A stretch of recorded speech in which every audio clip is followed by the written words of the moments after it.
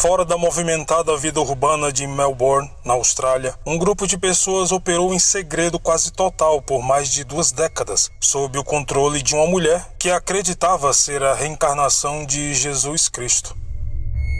Crianças roubadas, rituais envolvendo drogas psicodélicas e tortura faziam parte do plano de Annie Hamilton Byrne, que estava se organizando para uma suposta Terceira Guerra Mundial que ainda não havia começado. O culto do dia do juízo final, como ficou conhecido, ou a família, como eles se intitulavam, chegou a reunir mais de 500 membros antes de finalmente ser revelada por causa de um adolescente rebelde.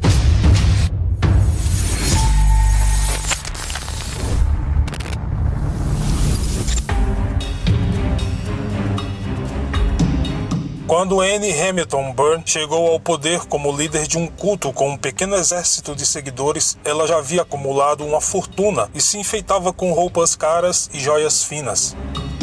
Annie parecia mais uma socialite do que uma líder pseudo-religiosa, e sua posição de influência e riqueza estava muito longe do pequeno assentamento agrícola a poucas horas de Melbourne, onde ela cresceu.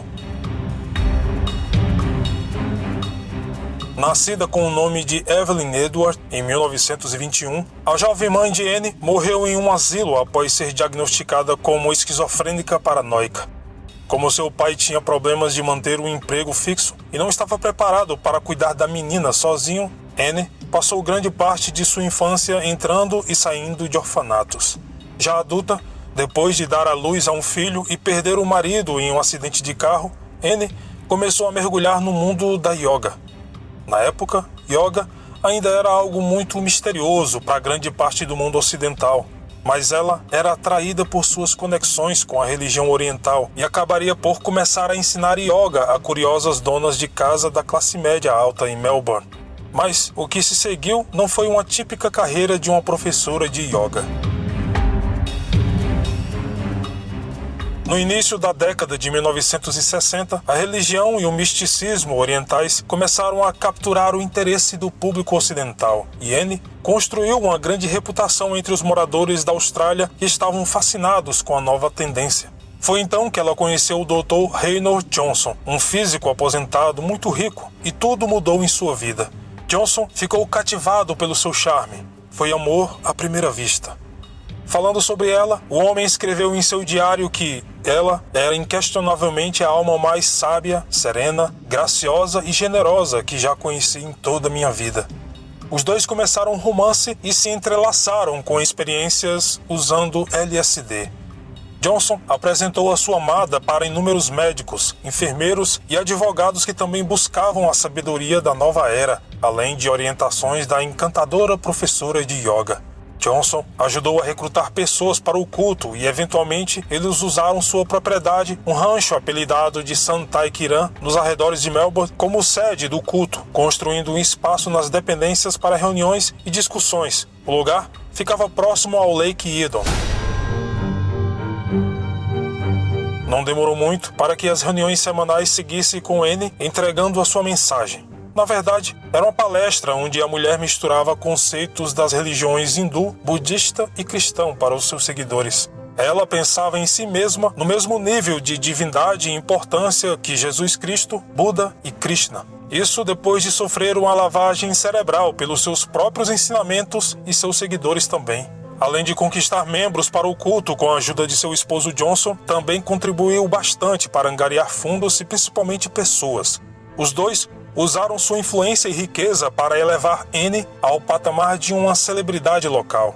Ela chegou inclusive a administrar o New Haven Hospital, um hospital psiquiátrico que tratava os seus doentes usando LSD.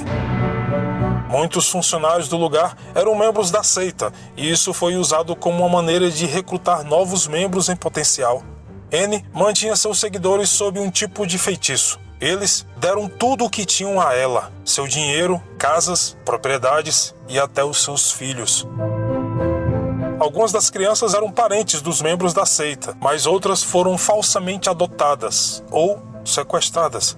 Como o culto era formado por médicos, enfermeiros e advogados, contornar qualquer burocracia associada a uma adoção legal adequada era muito mais fácil.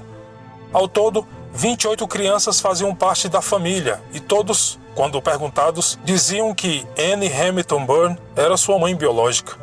Suas identidades foram alteradas e as crianças receberam certidões de nascimento falsas. O sobrenome de cada criança foi alterado para Hamilton Byrne e seus cabelos eram tingidos de loiro, em um esforço para convencer a todos de que eles eram realmente da mesma família. Mas a vida das crianças no culto não era uma infância feliz e normal. Algumas mulheres eram designadas para cuidar dessas crianças e eram chamadas de tias. Uma dessas crianças era a jovem Sarah Moore, que mais tarde deu uma entrevista dizendo: "Eu acho que uma coisa que ela queria era um monte de filhinhos. Filhinhos perfeitos em vestidos perfeitos, com cabelos loiros perfeitos. Se uma criança tentasse sair do lugar, elas ficavam sem comida, ou pior ainda, eles eram castigados. Segundo relatos das crianças que foram salvas, Annie os deitava no chão e pisava em suas costas com seus sapatos de salto agulha." Dave Whittaker, que cresceu no meio deste culto, disse que tudo ficaria bem desde que você a obedecesse. Ela não era alguém com quem você gostaria de discutir. Mesmo que Annie Hamilton Byrne não estivesse por perto para aplicar os castigos, ela gostava de participar dessas sessões de tortura. Uma das tias ligava para ela ouvir os gritos e choros das crianças que estavam sendo castigadas. Se os espancamentos não fossem suficientes, as crianças receberiam regularmente doses muito fortes de calmantes para mantê-las dóceis. Alguns eram obrigados a tomar esses medicamentos até os 14 anos de idade. Eles também recebiam grandes quantidades de LSD. Quando as crianças chegavam à adolescência, eram submetidos a uma cerimônia de iniciação bizarra. Eles não podiam se alimentar por alguns dias, apenas recebiam todos os tipos de drogas e eram deixados sozinhos em uma sala por um período de tempo, recebendo apenas visitas da própria Annie ou de um dos psiquiatras do culto. Como ocorre em muitas seitas, as crianças e outros membros tinham pouco contato com o mundo exterior. Tudo isso fazia parte do lema da família, que era invisível, desconhecido, inédito. No entanto, esse lema chegaria ao fim em 1987.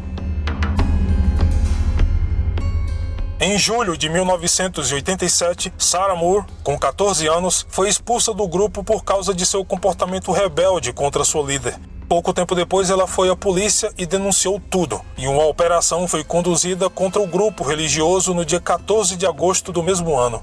As crianças foram levadas sob custódia protetora e Annie Hamilton Byrne fugiu do país com o marido antes de ser presa, o que só aconteceu em 1993, graças a algumas denúncias de pessoas que haviam assistido o caso na TV. Surpreendentemente, ela quase não cumpriu sua pena de prisão, mas recebeu ordem de indenizar várias pessoas por abuso psicológico. Hoje, Annie Hamilton Byrne está sentada em uma casa de repouso com demência severa, sem saber da dor e do sofrimento que causou a tantas pessoas. Para as crianças que escaparam do culto da família, o controle cruel exercido por aquela mulher é algo que eles jamais irão esquecer. Bom, este foi o vídeo de hoje. Muito obrigado pelo carinho e atenção de todos e, como sempre, nos vemos nos comentários. Até mais.